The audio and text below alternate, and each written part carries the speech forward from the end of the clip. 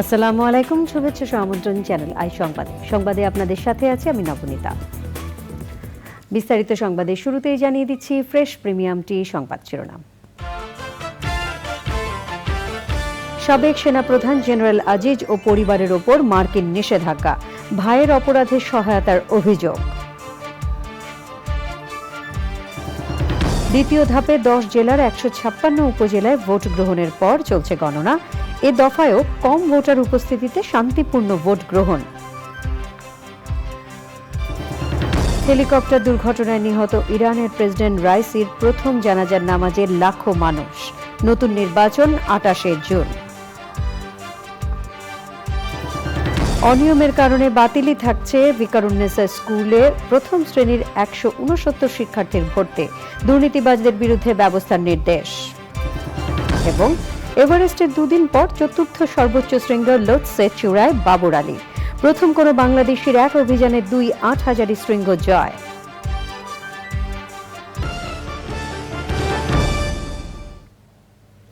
এছাড়া নিটোল টাটা বিশেষ সংবাদে থাকছে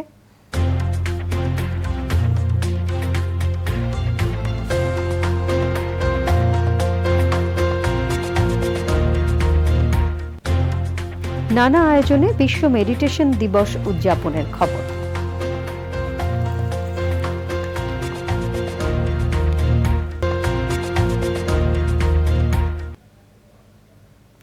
সংবাদ শিরোনামগুলো জানাচ্ছিলাম। এখনকার সংবাদ আয়োজন একই সঙ্গে চ্যানেল আইর ইউটিউব চ্যানেল এবং চ্যানেল আইর ওটিটি প্ল্যাটফর্ম আই স্ক্রিনে লাইভ স্ট্রিমিং হচ্ছে। যাচ্ছি পুরো সংবাদে। দুর্নীতিতে সম্পৃক্ততার অভিযোগে সাবেক সেনাপ্রধান অবসরপ্রাপ্ত জেনারেল আজিজ আহমেদ ও তার পরিবারের সদস্যদের যুক্তরাষ্ট্রে প্রবেশে নিষেধাজ্ঞা দিয়েছে দেশটি। মার্কিন স্টেট ডিপার্টমেন্টের ওয়েবসাইটে বিবৃতিতে বলা হয়েছে, জেনারেল আজিজ আহমেদের কর্মকাণ্ড বাংলাদেশের গণতান্ত্রিক প্রতিষ্ঠান এবং সরকারি প্রতিষ্ঠানের প্রতি জনগণের বিশ্বাসকে ক্ষুণ্ণ করেছে। আজিজ আহমেদ তার ভাইকে বাংলাদেশে অপরাধমূলক কার্যকলাপের জন্য জবাবদিহি এড়াতে সহায়তা করেছেন। বিভিন্ন সামরিক চুক্তির বিষয়ে আজিজ তার ভাইয়ের সঙ্গে ঘনিষ্ঠভাবে কাজ করেছেন এবং তার ব্যক্তিগত স্বার্থে ঘুষ নিয়েছেন।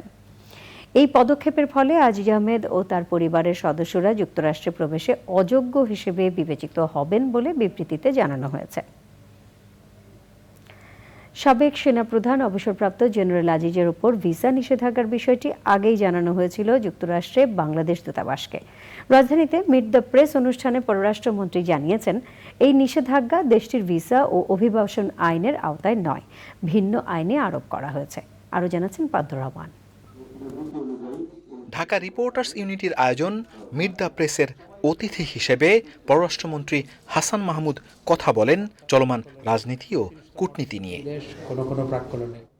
মন্ত্রী জানান, নতুন মেয়াদে নির্বাচিত হওয়ায় প্রধানমন্ত্রী শেখ হাসিনাকে অভিনন্দন জানিয়ে একসঙ্গে কাজ করার ইচ্ছা প্রকাশ করেছে 80টির বেশি দেশ ও 32টি আন্তর্জাতিক সংস্থা।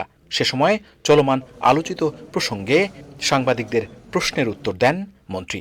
ভিসা নীতি যেটি ঘোষণা করেছিল সেটি হচ্ছে 3C visa policy, which was under the Immigration and Nationality Act of the US. আসলে যে ভিসা নীতি ঘোষণা করা হয়েছে সেটির অধীনে তো কারো উপর ইম্পোজ করা হয়েছে বলে এখন আমার জানা নেই। জেনারেল আজিজের বিরুদ্ধে যে ব্যবস্থাটা নেওয়া হয়েছে সেটা অন্য অ্যাক্টের অধীনে করা হয়েছে। ইউএসএতে আমাদের মিশনকে আগে জানানো হয়েছে, অর্থাৎ এটা পাবলিক করার আগে জানানো হয়েছে। তা আমরা মনে করি যে আমরা ইউএসের সাথে আমরা এঙ্গেজমেন্টের মধ্যে আছি, কিন্তু সেনাবাহিনীর বিষয় এটা সেনাবাহিনীর বিষয়ের ক্ষেত্রে আমাদের আমি এই মুহূর্তে কিছু বলতে চাই না, যেহেতু সাবেক সেনাপ্রধান, এটি সেনাবাহিনীর বিষয়। ভারতে নিখোঁজ ঝিনাইদহ 4 আসনের সংসদ সদস্য আনোয়ারুল আজিমকে খুঁজে পেতে দুই দেশের স্বরাষ্ট্র মন্ত্রণালয় কাজ করছে বলে জানান পররাষ্ট্রমন্ত্রী। কথা বলেন বাংলাদেশ যুক্তরাষ্ট্র সম্পর্ক নিয়েও। US assistant secretary of state তিনি এসেছেন with a very positive note, এবং তিনি যেটি বলেছেন আমরা সম্পর্ককে এগিয়ে নিয়ে যেতে চাই, putting aside the issues that created confusion in the relationship, সেগুলোকে দূরে রেখে আমরা সম্পর্ককে এগিয়ে নিয়ে যেতে চাই। এটিই ছিল তার বক্তব্য, একই বক্তব্য আমাদেরও ছিল। ইসরায়েলের প্রধানমন্ত্রী নেতানিয়াহু এবং হামাস নেতাদের বিরুদ্ধে আন্তর্জাতিক আদালতে গ্রেপ্তারি পরোয়ানা জারিকে বর্তমান সংঘাতময় পরিস্থিতিতে যথাযথ মনে করেন মন্ত্রী। আইসিসির প্রসিকিউটর যেই দাবিটা জানিয়েছে আমি মনে করি এটি যথাযথ। Pantha Rahman, channel I, Dhaka. BNP মহাসচিব মির্জা ফখরুল ইসলাম আলমগীর বলেছেন, সাবেক সেনাপ্রধানের ওপর যুক্তরাষ্ট্রের দেয়া নিষেধাজ্ঞায় বিভ্রান্ত হওয়া যাবে না। রাজধানীতে আলোচনায় তিনি বলেন, মার্কিন নিষেধাজ্ঞায় প্রমাণ করে এই সরকার দুর্নীতিগ্রস্ত। তবে এতে খুশি হওয়ার কিছু নেই। এর আগেও পুলিশ ও র্যাবকে স্যাংশন দেওয়া হয়েছিল। চলমান উপজেলা নির্বাচন নিয়ে মির্জা ফখরুল বলেন, এই নির্বাচনে কেউ অংশ নিচ্ছে না, কারণ তারা জানে তাদের অধিকার প্রতিষ্ঠা হচ্ছে না। সাবেক সেনাপ্রধান জেনারেল আজিজ আহমেদের ওপর আপনার নিষেধাজ্ঞা আরোপ করেছে মার্কিন যুক্তরাষ্ট্র। অনেকেই খুশি হবেন যে আপনার আজিজের স্যাংশন এসছে। আমি মনে করি যে ওটা হচ্ছে আরেকটা বিভ্রান্ত করা। র্যাবের বিরুদ্ধে হয়েছে, আপনার র্যাব সংগঠন হিসেবেই বন্ধ, পুলিশের 9 জন ছিল, তখন তো স্যাংশন হয়েছিল। তাতে কি ওদের সেই ভয়ঙ্কর যাত্রা যেটা, সেই যাত্রা বন্ধ হয়েছে? বন্ধ হয়নি। নিজেদের পায়ে নিজেদের দাঁড়াতে হবে। দ্বিতীয় ধাপে 10 জেলার 156টি উপজেলায় ভোট গ্রহণের পর চলছে গণনা। চেয়ারম্যান সহ 3টি পদে এই ধাপে প্রার্থী ছিল 1824 জন। 156 উপজেলায় মোট ভোটার 3,52,04,748 জন। 24টি উপজেলায় ভোট হয়েছে ইভিএমে। দ্বিতীয় দফার উপজেলা ভোটে কুমিল্লা আদর্শনগর এবং রাউজান উপজেলায় সব পদে বিনা প্রতিদ্বন্দ্বিতায় সবাই নির্বাচিত হয়েছেন। অপরদিকে ভোটের পরিবেশ না থাকায় বান্দরবানের রুমা উপজেলার ভোট স্থগিত করে ইসি।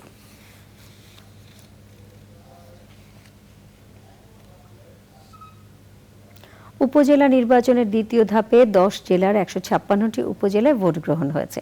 দু একটি বিচ্ছিন্ন ঘটনা ছাড়া শান্তিপূর্ণভাবে ভোট গ্রহণ হয়েছে। চেয়ারম্যান সহ 3টি পদে প্রার্থী 1824 জন। মোট ভোটার 3,52,04,748 জন। 24টি উপজেলায় ভোট হয়েছে ইভিএমে। প্রতিনিধিদের পাঠানো তথ্য ভিডিও চিত্রে আরো জানাচ্ছেন রাজীব আহমেদ। চট্টগ্রামের হাটহাজারীতে জোবরা স্কুল কেন্দ্রে মোটরসাইকেল ও ঘোড়া প্রতীকের সমর্থকদের মধ্যে ধাওয়া পাল্টা ধাওয়া হয়েছে। সে সময় এজেন্ট অফিসে আগুন, ভাঙচুর ও ককটেল বিস্ফোরণ ঘটে। আহত হন কয়েকজন। পরিস্থিতি নিয়ন্ত্রণে ওই এলাকায় বিজিবি ও অতিরিক্ত পুলিশ মোতায়েন করা হয়। কুমিল্লা সদর দক্ষিণ উপজেলার লালমাই উচ্চ বিদ্যালয় কেন্দ্রে এজেন্টদের যেতে দেওয়া হয়নি বলে অভিযোগ করেন হেলিকপ্টার প্রতীকের চেয়ারম্যান প্রার্থী আব্দুল হাই বাবলু। ময়মনসিংহ সদর, মুক্তাগাছা ও গৌরীপুরে 2 পৌরসভা সহ 31টি ইউনিয়নে 13 জন চেয়ারম্যান, ভাইস চেয়ারম্যান 17 জন ও মহিলা ভাইস চেয়ারম্যান পদে 13 জন প্রার্থী রয়েছেন। দিনাজপুরের বিরল, বোচাগঞ্জ, বীরগঞ্জ ও কাহারোলে দ্বিতীয় দফায় উপজেলা নির্বাচন হচ্ছে। চেয়ারম্যান ও ভাইস চেয়ারম্যান সহ মোট 51 জন নির্বাচনে প্রতিদ্বন্দ্বিতা করছেন। নরসিংদীর মনোহরদী ও বেলাবো উপজেলায় ভোট কেন্দ্রে ভোটার উপস্থিতি কম। 2 উপজেলায় ভোটার 4,09,013 জন। লক্ষ্মীপুরের রামগঞ্জে কাজিরখিল সরকারি প্রাথমিক বিদ্যালয় কেন্দ্রে 2 চেয়ারম্যান প্রার্থীর কর্মী ও সমর্থকদের মধ্যে সংঘর্ষ হয়েছে। ওই ঘটনায় 5 জনকে আটক করেছে আইনশৃঙ্খলা বাহিনী। গাজীপুরের শ্রীপুর ও কালিয়াকোরে মোট ভোট কেন্দ্র 276টি। এর মধ্যে কালিয়াকোরে 128টি ও শ্রীপুরে 148টি কেন্দ্রে ভোট হয়। নির্বাচন সুষ্ঠু করতে ভোট কেন্দ্রে মোবাইল ও স্ট্রাইকিং ফোর্স হিসাবে মোতায়েন রয়েছে আইনশৃঙ্খলা বাহিনীর প্রায় 2 লাখ সদস্য। কুমিল্লা আদর্শনগর এবং রাউজান উপজেলায় সব পদে বিনা প্রতিদ্বন্দ্বিতায় সবাই নির্বাচিত হয়েছেন। ভোটের পরিবেশ না থাকায় বান্দরবানের রুমা উপজেলায় ভোট স্থগিত করেছে নির্বাচন কমিশন। একই সাথে মামলা ও মৃত্যুজনিত কারণে 3 উপজেলায় ভোট স্থগিত করেছে EC. Rajib Ahmed, channel I. ইরানের প্রেসিডেন্ট ইব্রাহিম রাইসি সহ হেলিকপ্টার দুর্ঘটনায় নিহতদের প্রথম জানাজার নামাজ তাবরিজ শহরে হয়েছে। দ্বিতীয় জানাজার নামাজের জন্য তাদের মরদেহ বুধবার তেহরানে নেওয়া হবে। প্রেসিডেন্টের মৃত্যুর 50 দিনের মধ্যে নির্বাচনের আইনি বাধ্যবাধকতা থাকায় 28 জুন ইরানের প্রেসিডেন্ট নির্বাচনের তারিখ নির্ধারণ করা হয়েছে। ইরানি প্রেসিডেন্টের মৃত্যুতে বাংলাদেশে 23 মে রাষ্ট্রীয় শোক ঘোষণা করেছে সরকার। মাহফুজুল হাসান জানাচ্ছেন।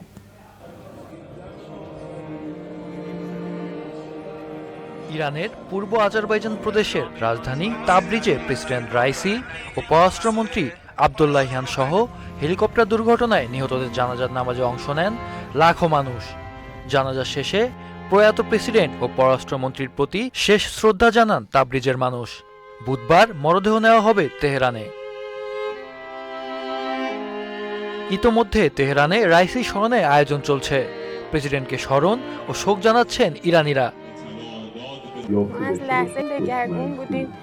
বুধবার তেহরানে রাইসির দ্বিতীয় জানাজার নামাজ হওয়ার কথা রয়েছে।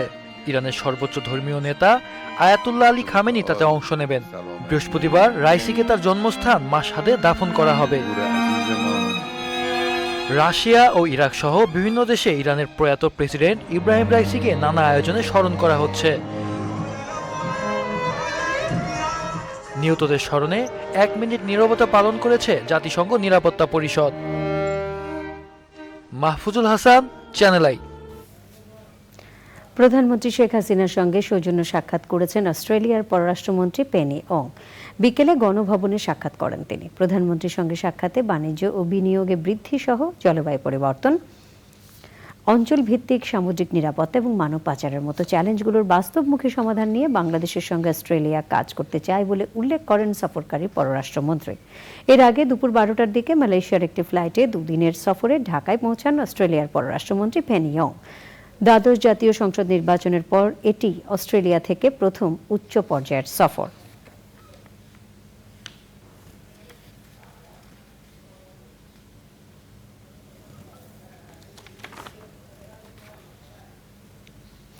সাবেক সেনাপ্রধান জেনারেল আজিজের বিরুদ্ধে নিষেধাজ্ঞার বিষয়ে যুক্তরাষ্ট্রে বাংলাদেশ দূতাবাসকে জানানো হয়েছে উল্লেখ করে আওয়ামী লীগ সাধারণ সম্পাদক ওবায়দুল কাদের বলেছেন, এই নিষেধাজ্ঞার সাথে ভিসা নীতি প্রয়োগের সম্পর্ক নেই। রাজধানীর ধানমন্ডিতে আওয়ামী লীগ সভাপতির রাজনৈতিক কার্যালয়ে সংবাদ সম্মেলনে তিনি বলেছেন, নির্বাচন নিয়ে বিএনপি সহ কিছু সংস্থা অবিরাম মিথ্যাচার চালাচ্ছে। উপজেলা নির্বাচন শান্তিপূর্ণ হয়েছে বলে মন্তব্য করে তিনি বলেন, বিএনপির আমলে রক্তপাত ছাড়া কোনো স্থানীয় সরকার নির্বাচন হয়নি।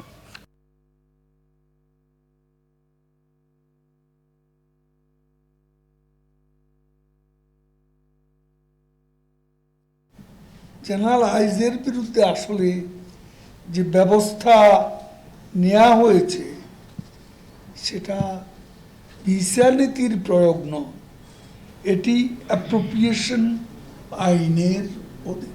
এটা কোনো ইম্পোজ করানো ভিসা নীতি, ওখানে অ্যাপ্রোপ্রিয়েশন একটা আইন আছে, সে আইনের অধীন। স্বরাষ্ট্রমন্ত্রী আসাদুজ্জামান খান বলেছেন, ব্যক্তি পর্যায়ে অনেকের বিরুদ্ধে নিষেধাজ্ঞা দেয় যুক্তরাষ্ট্র, এটা নতুন কিছু নয়। তবে সাবেক সেনাপ্রধান জেনারেল আজিজ আহমেদের বিরুদ্ধে কেন নিষেধাজ্ঞা দিয়েছে সেটা এখনো আনুষ্ঠানিকভাবে কিছু জানা যায়নি। সচিবালয়ে ক্রয় সংক্রান্ত মন্ত্রিসভার বৈঠক শেষে সাংবাদিকদের প্রশ্নের উত্তরে কথা বলেন স্বরাষ্ট্রমন্ত্রী। আমেরিকান সরকার কিন্তু অনেক দেশে অনেক পার্সোনাল লেভেলেও এই ধরনের নিষেধাজ্ঞা দিয়েছেন, অনেক দেশে দিয়েছে। কাজেই এটা তাদের জন্য নতুন কিছু নয়। আমাদের যাকে দিয়েছেন এটা আমাদের কাছে এখনো সঠিকভাবে আমাদের কাছে আসেনি। আমরা আসলে সেটা বুঝতে পারবো কেন দিয়েছেন। ভিকারুন্নেসা নুন স্কুলে অনিয়মের মাধ্যমে ভর্তি হওয়া প্রথম শ্রেণীর 169 শিক্ষার্থীর ভর্তি বাতিল থাকবে বলে রায় দিয়েছেন হাইকোর্ট। খালি আসনে অপেক্ষমান শিক্ষার্থীদের ভর্তি করতেও বলেছেন আদালত। অনিয়ম দুর্নীতির সাথে যুক্ত ব্যক্তিদের চিহ্নিত করে আইনি ব্যবস্থা নেওয়ারও নির্দেশ দেওয়া হয়েছে। রায়ে হাইকোর্ট বলেছেন, ভর্তি বাতিলের দায় শিশুদের অভিভাবকদের নিতে হবে। মাজুল হক মান্না জানাচ্ছেন। নীতিমালায় থাকা বয়সের নিয়ম না মেনে ভিকারুন্নেসা নুন স্কুল অ্যান্ড কলেজের প্রথম শ্রেণীতে 169 শিক্ষার্থীকে ভর্তি করা হয়। এই অভিযোগ করা রিটের পরিপ্রেক্ষিতে রুল জারি করার পাশাপাশি আদেশ দেন হাইকোর্ট। এতে ওই ভর্তি বাতিল করে অপেক্ষমান তালিকা থেকে নিতে বলেন আদালত।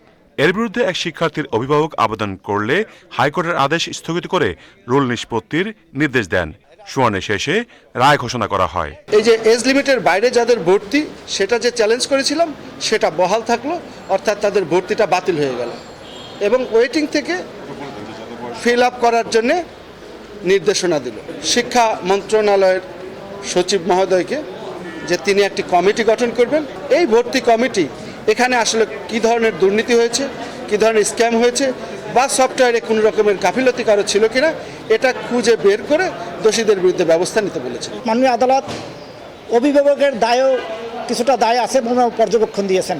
কারণ তারা এই যে নির্দেশিকা নীতিমালা সব কিছুই জনসম্মুখে ছিল, তারা এইটা দেখেনি বা জানেন না এ বলে তাদের দায় এড়াতে পারে না। রায়ে সংক্ষুব্ধ অভিভাবকরা এই আদেশের বিরুদ্ধে কি পদক্ষেপ নেবেন তা জানান তাদের আইনজীবী। এর মানে হচ্ছে গিয়ে যাদের দায় ছিল তারা কেউ ভিকটিম হইল না, ভিকটিম হইল গিয়ে 169 জন ছাত্রী এবং তার বাবা মারা। আলটিমেটলি যে জায়গায় হাত দেওয়ার, এই জায়গাটাতে আমরা, আমার মনে হয় এই জাজমেন্টে আমরা পাই নাই। আর এটা যদি আমরা গার্জিয়ানের সাথে আলাপ করে যদি ওনারা আপিল করতে চান, আমরা আপিল করব। রায় ঘোষণার সময় ভর্তির অপেক্ষায় থাকা শিক্ষার্থীদের অভিভাবকরা হাইকোর্টে উপস্থিত ছিলেন। মাছরাক মান্না, চ্যানেল আই, ঢাকা। এভারেস্টের পর এবার প্রথম বাংলাদেশি হিসেবে একই অভিযানে বিশ্বের ৪র্থ সর্বোচ্চ পর্বতশৃঙ্গ লোৎসে জয় করেছেন বাবর আলী। বাংলাদেশ সময় ভোর ৬টা ৫ মিনিটে বাবর আলী ৮,৫১৬ মিটার উঁচু লোৎসে চূড়ায় বাংলাদেশের পতাকা ওড়ান। এর আগে ১৯শে মে এভারেস্ট চূড়ায় আরোহণ করেন তিনি। রিয়াজ ইসলাম জানাচ্ছেন। ১ এপ্রিল নেপালের স্নোই হরাইজন নামে পর্বত অভিযান পরিচালনাকারী প্রতিষ্ঠানের তত্ত্বাবধানে এভারেস্ট ও লোৎসে অভিযানে যান বাবর আলী। ১৯শে মে ১১ বছর পর বাংলাদেশি হিসেবে পৃথিবীর সর্বোচ্চ পর্বতশৃঙ্গ এভারেস্টের চূড়ায় আরোহণ করেন চট্টগ্রামের ছেলে বাবর। ২০শে মে মধ্যরাতে ক্যাম্প 4 থেকে লোৎসে চূড়ার উদ্দেশ্যে যাত্রা করেন তিনি। পেশায় চিকিৎসক আর নেশায় পাহাড়ি হিসেবে পরিচিত বাবর এভারেস্টে আরোহণের দুদিন পর বিশ্বের ৪র্থ সর্বোচ্চ শৃঙ্গ লোৎসে চূড়া জয় করলেন। বাংলাদেশ সময় ভোর ৬টা ৫ মিনিটে লোৎসে চূড়ায় ওঠেন তিনি। সঙ্গে ছিলেন শিরোপা বীর বাহাদুর তামাং। বাবরের সংগঠন ভার্টিকাল ডিমার্স তাদের ফেসবুক পেজে লোৎসে পর্বত জয়ের তথ্য জানিয়ে বলেছে, বাংলাদেশের কোনো সন্তান এই প্রথম একই অভিযানে এভারেস্ট ও লোৎসে জয় করলেন। অভিযান শেষে নেমে আসার অপেক্ষায় বাবর আলী। আবহাওয়া অনুকূল পেলেই বেস ক্যাম্পে নামতে শুরু করবেন তিনি। বেস ক্যাম্পে পৌঁছানোর পর তাকে সংবর্ধনা দেওয়া হবে। রিয়াজ ইসলাম, চ্যানেল আই। এরই সাথে সংবাদে নিয়ে নিচ্ছি খানিকক্ষণের বিরতি। আর বিরতির পর অন্যান্য সংবাদের সাথে জানিয়ে ফিরব। ব্যাংককে সিঙ্গাপুর এয়ারলাইন্সের ফ্লাইট জরুরি অবতরণের সময় একজন নিহত, আহত ৩০ জন।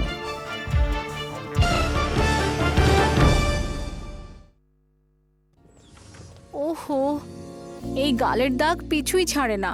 জারিন, নাটক না করে সায়েন্স কি বলে দেখো। দাগের উপর সিরাম কাজ করবে। যা আছে নতুন পন্ডস ব্রাইট বিউটি সিরাম ক্রিমে। 100% দাগ কমায় আর দেয় স্পটলেস গ্লো। স্পটলেস গ্লোর এক্সপার্ট নতুন Pond's bright beauty serum cream. সোহাগ চাঁদ বদনি ধনি নাচো তো দেখি।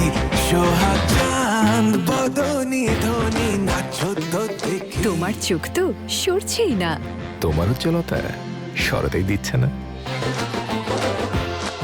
প্রথমবারের মতো ভিটামিন সি ও ভিটামিন ই সমৃদ্ধ নতুন লাক্স, যা দেয় আমার দাগহীন উজ্জ্বলতা। নতুন লাক্স। প্রতিদিন আছে যে সুযোগ কাছে আসার। নতুন ক্লোজ আপ তোমাকে দেয় 6 গুণ বেশি ফ্রেশনেস।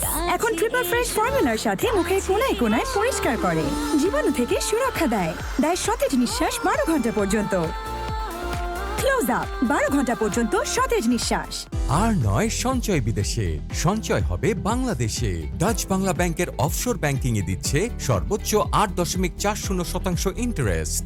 ডাচ বাংলা ব্যাংকের সাথে একটি offshore banking fixed deposit account খুলুন। আপনার কষ্টার্জিত বৈদেশিক মুদ্রা দেশেই সঞ্চয় করুন। অনাবাসী বাংলাদেশি ব্যক্তি নিজের নামে বা আপনজনের নামে এবং বিদেশি ব্যক্তি ও প্রতিষ্ঠান offshore banking fixed deposit account খুলতে পারবেন। এই অ্যাকাউন্টের মেয়াদ সর্বনিম্ন 3 মাস থেকে সর্বোচ্চ 5 বছর। জমাকৃত অর্থ মুনাফা সহ বিদেশে ফেরত নেওয়া যায়। এই অ্যাকাউন্টের মুনাফা সম্পূর্ণ আয়কর মুক্ত।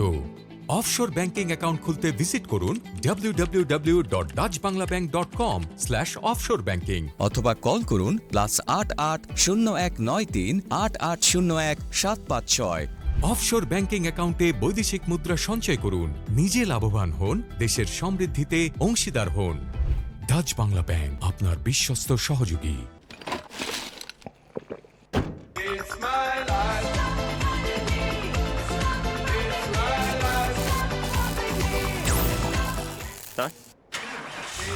নতুন স্টিং শক লাগবে।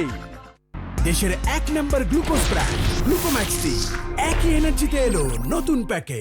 নতুন আর উন্নত গ্লো এন্ড লাভলি। এত গ্লো প্রমোশন হয়েছে পুরো 40%। আরে আমার না, গ্লো এন্ড লাভলি শুধু ক্রিম না, সিরাম ক্রিম দেয় 40% বেশি উজ্জ্বলতা। এর মাল্টিভিটামিন সিরাম ত্বকের 3 স্তর গভীরে যায়, দাগ ও মলিনতা দূর করে আর দেয় 40% বেশি উজ্জ্বলতা, মানে এইচডি গ্লো। বিশ্বের 1 নম্বর glow cream, glow and lovely. আপনার চুলে কি ড্যামেজ লুকিয়ে আছে? চলুন ফ্যান টেস্ট করে দেখি। রেডি?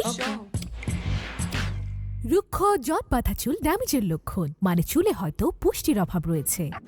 নতুন ডাভ ইন্টেন্স রিপেয়ার এর 1/4 ময়শ্চারাইজিং মিল্ক ও নিউট্রিসিরাম ড্যামেজ রিপেয়ার করে প্রথম ধোয়া থেকেই। চলুন আবার টেস্ট করি। সফট করবে চুল, লুকিয়ে থাকা ড্যামেজ হবে দূর। নতুন ডাভ ইন্টেন্স রিপেয়ার।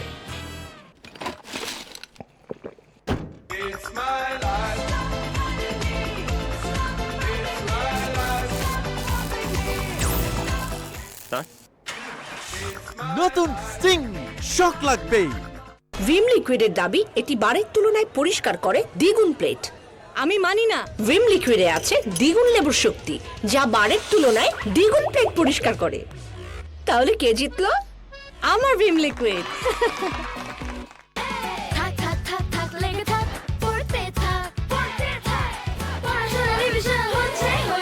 হরলিক্স এর ভাইটাল নিউট্রিয়েন্টস বাচ্চাদের মনোযোগ ধরে রাখতে সহায়তা করে। Exam knock knock, Horlicks doc doc. মাসের খরচ তো এখন হয়ে গেছে দ্বিগুণ। এখন টাকা বাঁচাতেও হবে দ্বিগুণ। আইডিয়া সব হবে দ্বিগুণ, সব হবে দ্বিগুণ। আমু দ্বিগুণ বাঁচানোর জন্য মাটির ব্যাংক। বাহ, কিন্তু দাগও লেগেছে দ্বিগুণ, এখন পাউডারও লাগবে দ্বিগুণ। না, আমার মাটির ব্যাংক আছে না, নতুন সার্ফ এক্সেল। এটি সাধারণ পাউডারের তুলনায় লাগে অর্ধেক, তাই ধোয়া যায় দ্বিগুণ কাপড়। ওহো, এই গালের দাগ পিছুই ছাড়ে না। জারিন নাটক না করে সায়েন্স কি বলে দেখো। দাগের উপর সিরাম কাজ করবে। যা আছে নতুন পন্ডস ব্রাইট বিউটি সিরাম ক্রিমে। 100% দাগ কমায় আর দেয় স্পটলেস গ্লো। স্পটলেস গ্লোর এক্সপার্ট নতুন Pond's bright beauty serum cream. ওগো, এখনো রেডি হওনি? এত কঠিন তেল চর্বি ভিজিয়ে পরিষ্কার করতেও তো সময় লাগবে। এখন কঠিন তেল চর্বি দূর হবে অল্প সময়েই। নতুন ভিম বার আছে না, এর 100 লেবুর শক্তি কঠিন থেকে কঠিনতম তেল চর্বি দূর করে অল্প সময়ে। তুমি রেডি হওনি? আজকে স্পেশাল ডে। ওই ড্রেসটাই পরেছিস তো, যেটা গত বছর একসাথে কিনেছিলাম। ঘুরেই দেখ। চিটার, ইয়াংগেস্ট প্রেজেন্টার হয়েছিস আর নতুন ড্রেস কিনে ফেললি। এটা ঠিক না। এটাই ঠিক। তোর পাউডার ঠিক নেই। এটা তোর ড্রেসের উজ্জ্বলতা কেড়ে নিচ্ছে। আর তোরটা, এটা রিন দিয়ে ধোয়া। যার ব্রাইট লক টেকনোলজি মাত্র অর্ধেক পাউডারই দেয় দ্বিগুণ উজ্জ্বলতা। নতুন রিন অ্যাডভান্সড অর্ধেক পাউডার দ্বিগুণ উজ্জ্বলতা। নতুন আর উন্নত গ্লো এন্ড লাভলি। এত গ্লো প্রমোশন হয়েছে পুরো 40%। আরে আমার না, গ্লো এন্ড লাভলি শুধু ক্রিম না, সিরাম ক্রিম দেয় 40% বেশি উজ্জ্বলতা। এর মাল্টিভিটামিন সিরাম ত্বকের 3 স্তর গভীরে যায়, দাগ ও মলিনতা দূর করে আর দেয় 40% বেশি উজ্জ্বলতা, মানে এইচডি গ্লো। বিশ্বের 1 নম্বর glow cream, glow and lovely.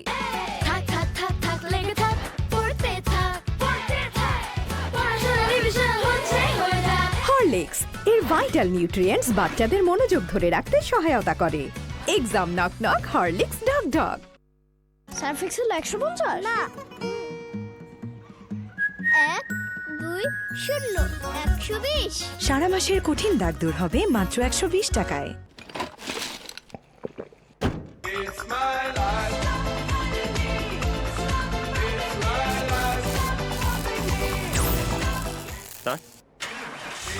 নতুন স্টিং শক লাগবেই। চঞ্চল ভাই, দেখা যাচ্ছে না বলে নেই নাকি? পানিতে থাকা আয়রন ও সীসা ফোটালেও যায় না, দেখাও যায় না। পিওরিক ক্লাসিক দূর করে ভাইরাস, ব্যাকটেরিয়া এবং নতুন যুগের দূষণ। জীবাণু ধুতে থাকো, জীবাণু ধুতে থাকো। এই বান্টি, তোর সাবান স্লো নাকি রে? সাবান সাবান সাবান, তোর এখন সাবান দিয়ে হাত ধুচ্ছি। ভিটামিন যুক্ত নতুন লাইফ বয় হ্যান্ড ওয়াশ। ভিটামিন যুক্ত হ্যান্ড ওয়াশ। হ্যাঁ, ভিটামিন যুক্ত নতুন লাইফ বয় হ্যান্ড ওয়াশ দেয় জীবাণু প্রতিরোধে সাধারণ সাবানের চেয়ে 100% শক্তিশালী সুরক্ষা। ভিটামিন যুক্ত নতুন লাইফ বয় হ্যান্ড ওয়াশ। ভিম লিকুইডে 20 টাকা ছাড়। এখন প্রতিটি 500 মিলি ভিম লিকুইড পাচ্ছেন মাত্র 130 টাকায়।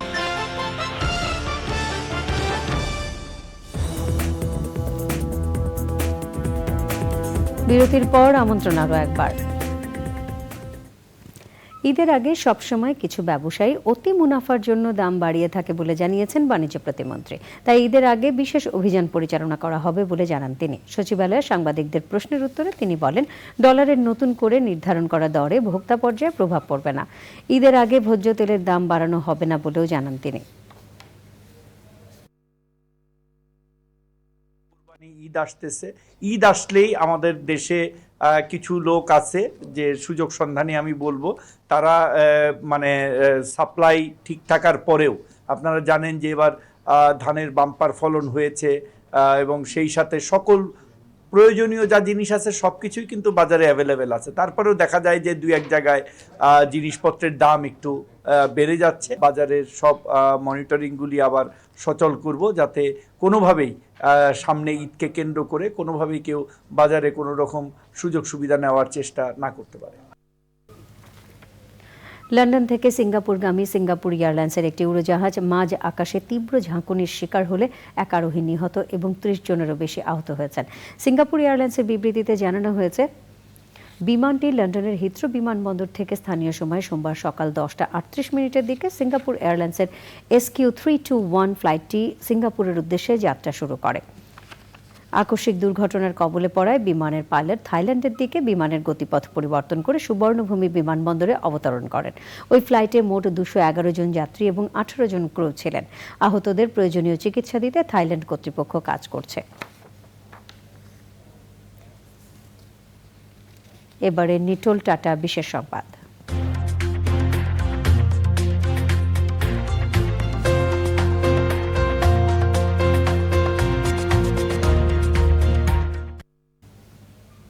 নানা আয়োজনে বিশ্ব মেডিটেশন দিবস উদযাপন হয়েছে।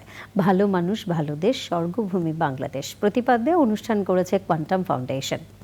রাজধানী ছাড়াও দেশ বিদেশের নানা স্থানে একযোগে এই আয়োজনে মিলিত হন ধ্যানপ্রেমী নানা পেশার নানা বয়সী মানুষ।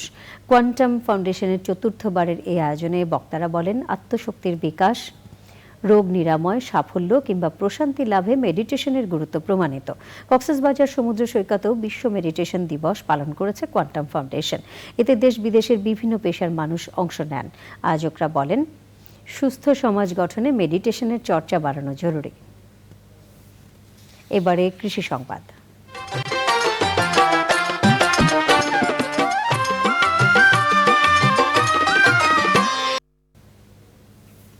অপরিকল্পিতভাবে জমিতে সার প্রয়োগের কারণে নষ্ট হচ্ছে মাটির গুণাগুণ, কমছে ফসল উৎপাদন।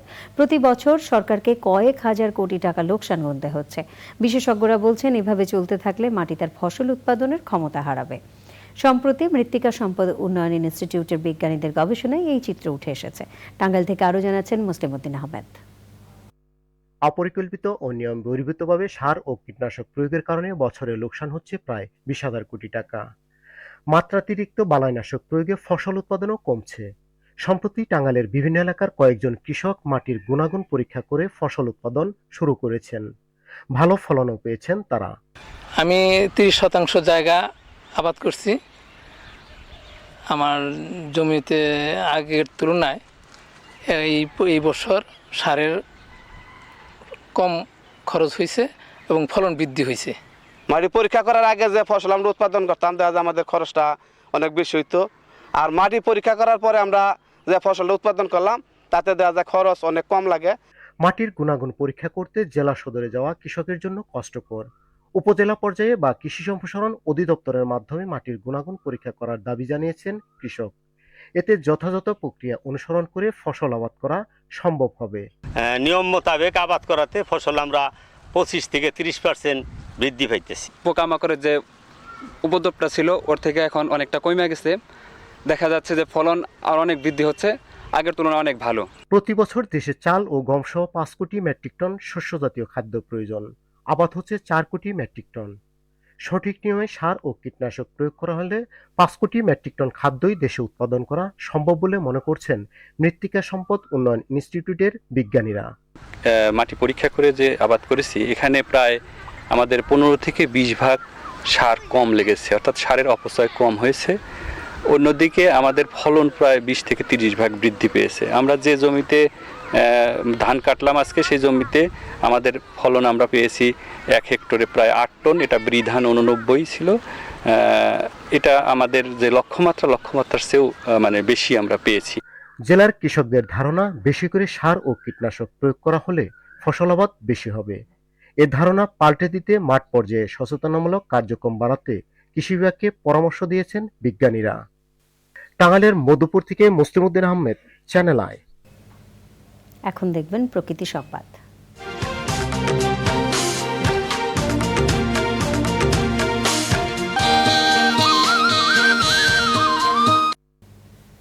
প্রাকৃতিক সৌন্দর্যের লীলাভূমি দিনাজপুরের রামসাগর দিঘি। দিঘির শান্ত শীতল জলের বিশালতা, চারপাশের বৃক্ষরাজির ছায়া সুনিবিড় অপরূপ সৌন্দর্য দেশ বিদেশের পর্যটকদের আকর্ষণ করে। বছরের প্রায় সব সময় পর্যটক এবং দর্শনার্থীদের পদচারণায় মুখর থাকে রামসাগর। তবে জীববৈচিত্র্যের সমাহার হলেও এই দিঘি অপরাধী এবং মাদক সেবীদের অভয়ারণ্য হয়ে উঠেছে। শাহ আলম শাহের তথ্য, ভিডিও চিত্রে আরো জানাচ্ছেন আফরোজা হাসি। সাগর নয়, তবুও নাম সাগর। দেশের সবচেয়ে বড় এই দিঘির সৌন্দর্যের বিশালতা সাগরের মতোই।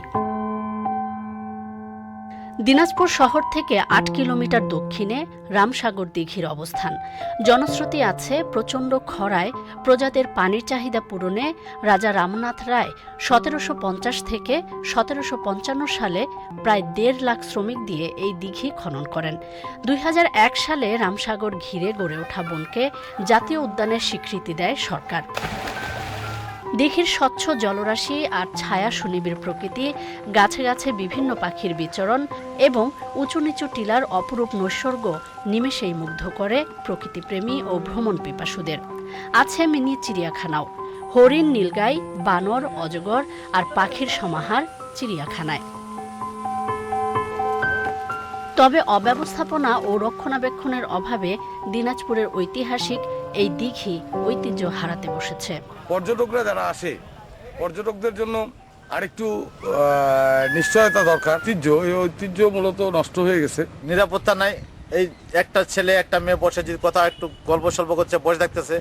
এখানকার কিছু প্রতিবয় ছেলেপেলেরা আসে, বাস ধরে ধারাম, চেন, আংটি, ঘড়ি টড়ি কাটে নিয়ে চলে যাচ্ছে। রামসাগরও বড় বড় পাহাড় ছিল, সেটাও ধ্বংস করে দিচ্ছে। এখনও মোটামুটি ঠিকই আছে। একটা ভালো মানুষের পর্যটন কেন্দ্র ছিল, মানুষ এখানে পিকনিক করতে যেত, ভ্রমণ কেন্দ্র ছিল। সেই জিনিসটাকে এইভাবে যদি নষ্ট করে দেয় তাহলে এটা খুব মর্মান্তিক হবে। যেমন মাতাসাগর ধ্বংস করে দেওয়া হয়েছে, সুখসাগর একটা ছিল বেঁচে, সেটাও যদি এইভাবে ধ্বংস হয়ে যায় তাহলে এটা আমাদের জন্য খুব ক্ষতির কারণ হবে। পরিবেশের জন্য তো হবেই, কিন্তু দিনাজপুরে যে একটা ঐতিহ্য ছিল, দর্শনীয় স্থান, সেই জায়গাটা কিছুটা ক্ষতিগ্রস্ত তো হবেই, স্বাভাবিক। পর্যটকদের নিরাপত্তায় কাজ করছে ট্যুরিস্ট পুলিশ। সেই সাথে রামসাগরের ঐতিহ্য ধরে রাখতে নানা উদ্যোগের কথা জানালেন জেলা প্রশাসক। অনাকাঙ্ক্ষিত পরিবেশের মুখোমুখি না হয় সেজন্য জেলা প্রশাসনের উদ্যোগে এখানে ইতিমধ্যে কয়েকটি জায়গায় ইকো পার্ক ঘোষণা করা হয়েছে। বিশেষ করে আবাসন ব্যবস্থা, রেস্টুরেন্টের ব্যবস্থা, এই বিষয়গুলো যদি বাস্তবায়ন করা হয় তাহলে আশা করি যে এটা আমাদের যে দিনাজপুরকে আরও পর্যটন প্রেমীদের কাছে আকর্ষণ জানাবে।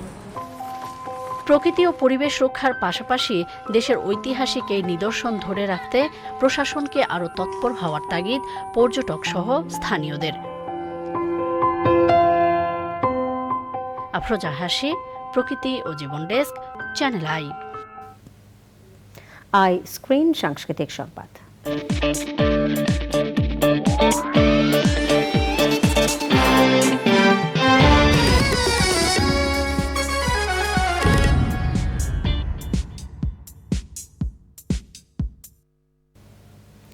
জাতীয় কবি কাজী নজরুল ইসলামের ১২৫তম জন্মবার্ষিকী উপলক্ষে প্রখ্যাত সঙ্গীত শিল্পী ফেরদৌস আরার একক সঙ্গীতানুষ্ঠান হয়েছে। জাতীয় জাদুঘরে বেগম ফজিলাতুন্নেসা মুজিব মিলনায়তনে নজরুল সঙ্গীতের নবীন প্রবীণ শিল্পীরা উপস্থিত ছিলেন। অনুষ্ঠানে ফেরদৌস আরা পরিচালিত সুর সপ্তকের শিল্পীরাও গান পরিবেশন করেন।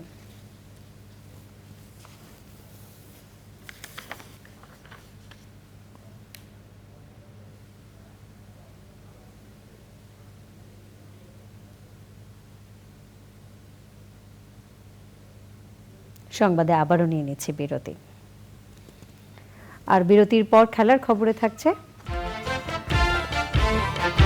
হিউস্টনে আর কিছুক্ষণ পর বাংলাদেশ যুক্তরাষ্ট্রের প্রথম টি-20 বিশ্বকাপ